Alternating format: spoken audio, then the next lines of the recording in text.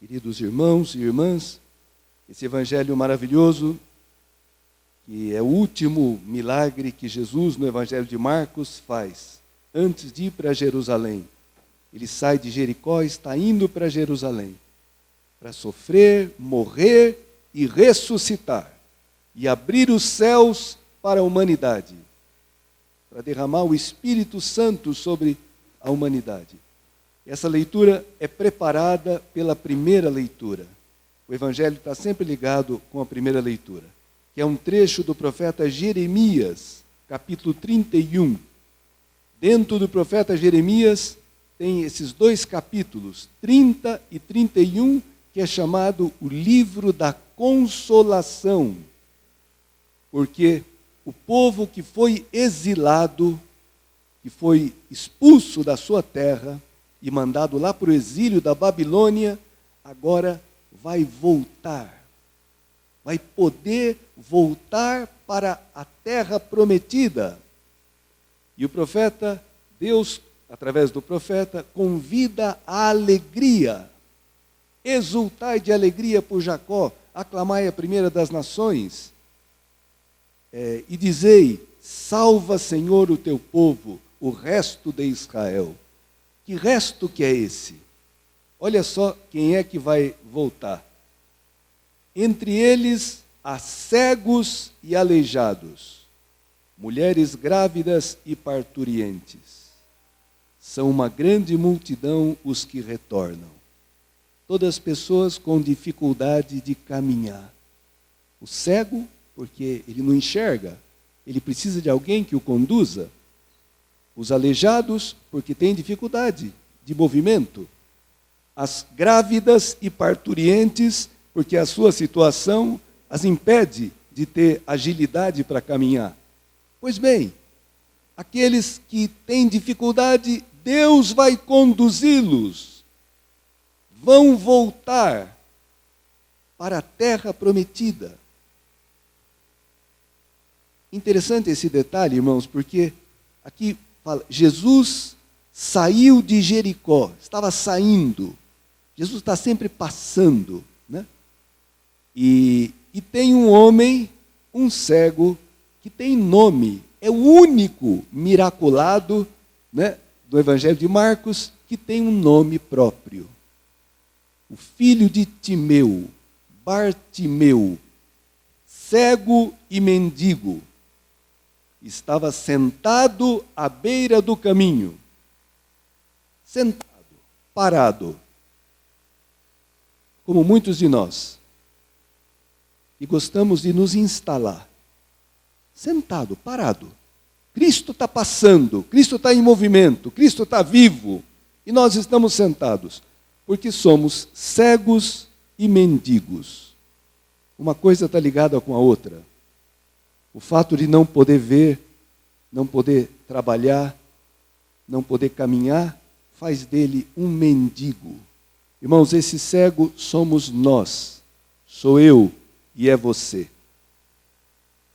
Oxalá a gente tenha a graça de enxergar que a gente é cego. Que a gente se conhece muito pouco. Que a gente enxerga muito pouco Deus na história. Que a gente, oxalá, reconheçamos que a gente não enxerga o sentido da cruz, do sofrimento. A cegueira nos coloca numa solidão e numa situação de mendicância. Eu passo a vida pedindo um pouquinho de felicidade, um pouquinho de satisfação aos afetos das pessoas. E como sofro quando não recebo, quando não correspondem à minha expectativa, pedindo um pouquinho de prazer, as diversões. Nós vivemos no mundo do entretenimento, né? E buscamos, e muitas vezes nos alienamos, e tantas esmolas, nós vivemos de tantas esmolas, irmãos, porque não temos a vida dentro de nós, a vida divina. Então, nos contentamos com esmolas.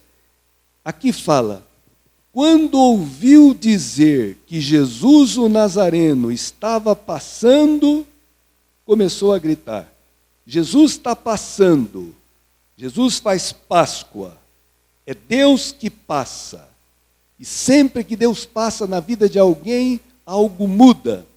Esse cego ouviu dizer. O ouvido dos cegos é muito aguçado. Talvez porque eles não têm a vista, Deus, em compensação, aguça a audição. E o órgão da fé é a audição, não é a visão.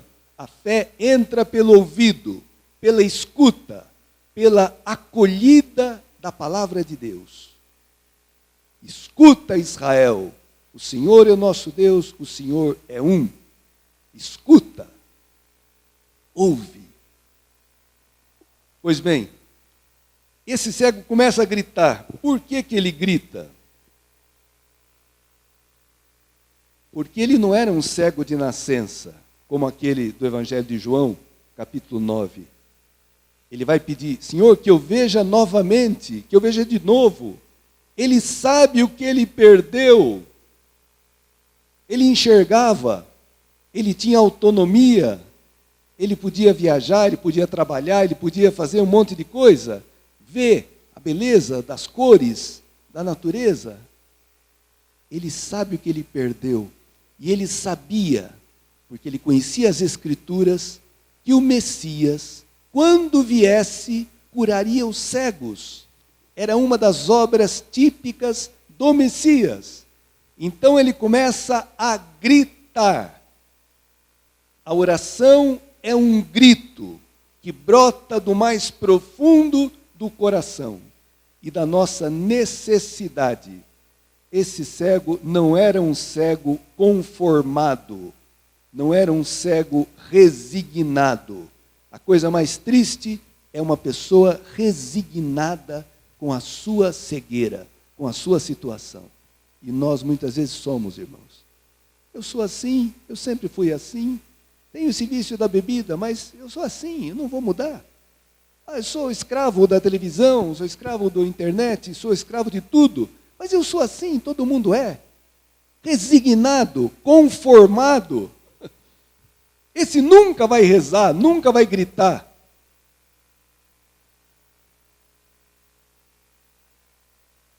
Não, esse daqui não. Ele grita. E o que ele grita? Jesus, filho de Davi. Quer dizer, Messias. Jesus significa Deus salva. Yahvé salva. É uma profissão de fé que ele está fazendo. Jesus, filho de Davi, tem piedade de mim. Os orientais exercitam essa chamada oração de Jesus, ou oração do coração, centenas, milhares de vezes por dia. Tem 2 livrinhos maravilhosos, Relatos de um Peregrino Russo, e um outro, Invocação do Nome de Jesus. São fininhos, mas são um tesouro, que vão mostrando o efeito dessa oração repetida continuamente, com fé. Jesus, filho de Davi, tem piedade de mim, pecador. Se acrescenta esse pecador. Né? Tá bom, mas o fato é aqui diz, muitos o repreendiam. Jesus estava saindo com os discípulos e uma grande multidão. As multidões no Evangelho muitas vezes mais atrapalham do que ajudam. E aqui, muitos o repreendiam para que se calasse. Quando você começa a querer sair da tua situação, começa a invocar a Deus, muita gente, muitas vozes vão te dizer, deixa de ser besta. Por que você quer ser diferente? Se conforme com a tua situação. Não incomoda. Você acha que Deus vai te escutar? Quantas vozes nós temos, né? Por isso tantas pessoas não perseveram na oração, não confiam, não continuam. Esse cego é um modelo do discípulo. aliás, é o único que vai seguir, fala, ele recuperou a vista e seguia Jesus pelo caminho. Eu falei domingo passado que quem quisesse saber como não se reza, era só ver o pedido dos filhos de Zebedeu, né? Senhor, dá-nos um lugar à tua direita e um à tua esquerda. É assim que não se reza, é o que não se pede. Aqui é o modelo de como se reza. Direito. Muitos o repreendiam para que se calasse, mas ele gritava mais ainda: Filho de Davi, tem piedade de mim. Irmãos, é maravilhoso isso, porque esse cego sabia, ele está passando. Se eu não o detiver para que ele me atenda, para que ele me ajude, nunca mais eu vou passar o resto da vida mendigando. Vou continuar sentado, parado. Por isso ele grita, ele não escuta os que mandam ele calar. Como é importante, irmãos, como Deus gosta da perseverança. E às vezes Deus faz de meio surdo. Você pede e parece que ele não te escuta, não está nem aí. Para ver se você quer aquilo realmente, se aquilo é importante, ou se é só um entusiasmozinho passageiro. Ele não para de gritar. Olha o efeito. Então Jesus parou. A oração feita com fé, a oração feita com perseverança, faz com que Jesus pare, se detenha. Jesus parou e disse: chamai-o. Eles o chamaram e disseram. Agora, a mesma multidão que estava dizendo, cala a boca, fica quieto, né? Deixa de incomodar o mestre, agora diz coisas lindas. Coragem, levanta-te, Jesus te chama. Fantástico. Levanta-te, ressuscita. O verbo levantar em grego é o mesmo verbo da ressurreição. Porque no fundo a ressurreição o que é? É um levantar da morte. O cego jogou o manto, deu um pulo e foi até Jesus. Irmãos, o manto era a casa desse cego, era a sua segurança, era o seu cobertor, era o seu abrigo. No Oriente faz muito calor de dia e frio à noite. O manto é uma coisa tão preciosa que quando uma pessoa penhorava o seu manto, diz lá o Levítico, o Deuteronômio, tinha que devolvê-lo. A pessoa que ficou com o penhor tinha que devolvê-lo antes do cair do sol, porque era a sobrevivência da pessoa. Ele deixa cair o manto, onde ele guardava também, devia ter uns bolsos ali, onde ele guardava as esmolas, o dinheiro. Ele escuta Jesus, ele dá um pulo e deixa cair a sua segurança, sem perceber. Que poder que tem a palavra de Deus, quando a gente a escuta de verdade, nossas seguranças caem por terra. A gente pode deixá-las, porque elas deixam de ser segurança, porque ele está completamente voltado para Cristo. O cego jogou o manto, deu um pulo e foi até Jesus. Então Jesus lhe perguntou: o que queres que eu te faça? Ô perguntinha. Se ele hoje perguntasse aqui para você: o que queres que eu te faça? O que você precisa? O que você quer que eu faça na tua vida? O Salmo dizia: maravilhas fez conosco o Senhor, exultemos de alegria. O cego tem a resposta na ponta da língua. O cego respondeu: mestre, aqui a tradução está que eu veja, mas é que eu reveja, que eu veja de novo, que eu recupere a vista. Ele sabe o que ele quer. Jesus disse: vai, a tua fé te curou. No mesmo instante, ele recuperou a vista e seguia Jesus pelo caminho. Que coisa, irmãos, passada das trevas, da solidão para a luz e poder enxergar o mundo, enxergar os outros, enxergar a si mesmo, enxergar a Deus. Ele viu em Cristo o Messias e o seguiu. Seguia Jesus pelo caminho. Jesus estava indo para Jerusalém para morrer e ressuscitar. Quem pode seguir a Cristo? Quem o vê. Esse ver é o ver da fé. Quem encontra em Cristo aquele que o liberta da cegueira, da mendicância, que o liberta de estar sentado, parado, poder pôr-se em movimento, porque a vida é movimento. Todo mundo quer se aposentar, e quando se aposenta, começa a morrer, porque começa a não fazer nada, começa a ficar parado e começa a aparecer os problemas.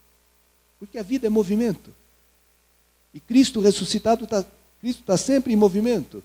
E nos coloca em movimento, nos tira das nossas acomodações. Maravilhoso, irmãos. Jesus nos seguia pelo caminho. Que possamos, nessa semana, exercitar essa oração. Agora, a gente para no semáforo e aparece 50, 49, 48. E dá tempo de rezar, sabiam? Ou tem que ser um tempo perdido, ou um tempo para eu ficar reclamando, reclamando do rapaz que quer limpar o vidro. Não. Rezo. Senhor Jesus, tem piedade de mim que sou um pecador. É uma oração maravilhosa, irmãos, que nos liberta, que nos ajuda a escapar das tentações. Experimente invocar o nome de Cristo. Os antigos, por que os monges fazem isso? Porque eles sabem que a invocação do nome de Jesus traz o poder de Cristo, a pessoa de Cristo, para dentro de nós. Pessoas muito ansiosas, e hoje a ansiedade é um mal universal, né? Todo mundo com pressa, todo mundo, né? Experimenta invocar o nome de Jesus. No caminho temos depois uma fase que é a iniciação à oração, em que todo dia, nas laudes, se faz 15 minutos de oração silenciosa. Fazendo o quê? Fazendo essa oração. Senhor Jesus, tem piedade de mim que sou um pecador. E isso, a igreja toda, irmãos, a igreja oriental leva isso mais a sério, né? Mas graças a Deus, nós do Ocidente estamos recolhendo esse tesouro que é da nossa igreja, da tradição dos monges e dos santos, a invocação do nome de Jesus. Se dissipam muitos medos, muitas ansiedades, muitas preocupações excessivas, muitas mágoas. Você tem mágoa de alguém, está com vontade de torcer o pescoço de alguém, né? Porque te fez uma injustiça, experimenta invocar o nome de Jesus. E aquilo vai apaziguando o teu coração e vai te trazendo de novo a serenidade e a paz. Porque, irmãos, invocar, São Pedro, nos Atos dos Apóstolos, vai dizer: não há outro nome dado aos homens debaixo do céu pelo qual nós devamos ser salvos. Não há outro nome, outro poder, outra pessoa pela qual nós devamos ser salvos. E a salvação é experimentar o amor de Deus, que está comigo em todos os momentos, que não me abandona, não me deixa, nem quando eu erro, nem quando eu peco, nem quando eu me decepciono comigo mesmo. Deus é fiel, não me abandona, me socorre, me levanta, me anima, me encoraja. Maravilhoso, irmãos. Que essa palavra nos ajude nessa semana e ao longo da nossa vida, porque ela é imagem também de toda a caminhada que Deus faz conosco. E de repente você poder perceber: nossa, não estou mais mendigando tanto a vida, não estou cobrando tanto dos outros como eu cobrava. Parece que tem alguma coisa dentro de mim que me sacia. Não preciso mais desse vício, não preciso mais dessa idolatria, dessas coisas. Começo a me sentir com uma autonomia dentro. Autonomia não autonomia ruim, autonomia que vem da presença de Deus em nós. E a vida fica mais simples, a vida fica mais bonita, a vida fica descomplicada. Irmãos, graças à oração. Mas a vida inteira, quanto mais você se aproximar de Deus, da luz, mais você vai se enxergar e vai sentir necessidade de gritar, com insistência e com fé. Tá bom.